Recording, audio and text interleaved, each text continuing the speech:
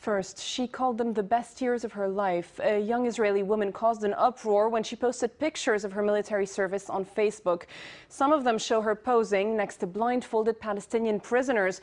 Well, the snapshots were met with outrage, but human rights groups say such abuse is in fact commonplace. Our correspondent Gallagher Fenwick reports from Israel. A word of warning, explicit footage may shock some of our viewers. 3 Israeli soldiers posing for the camera in front of the body of a dead Palestinian man in Gaza. These are the types of pictures that the Israeli NGO Breaking the Silence has been trying to bring to the world's attention since 2004.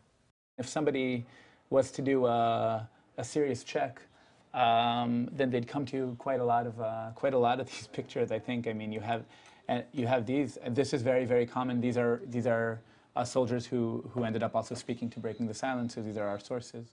Michael, like other members of this NGO, formerly served in the Israeli army. He was bewildered by the fact that the Facebook pictures came to many as a surprise. He says he's seen dozens of similar photographs over the past couple years, taken by soldiers who consider it to be a normal thing to do. I served as an officer in the infantry a couple of years back, and seeing a blindfolded and handcuffed Palestinian is like seeing people on the street. It's something which is so common. It's so part of your life in the territories that that taking a picture with that sort of backdrop and purposely being blunt is something which isn't that odd. That's not what the Israeli army says.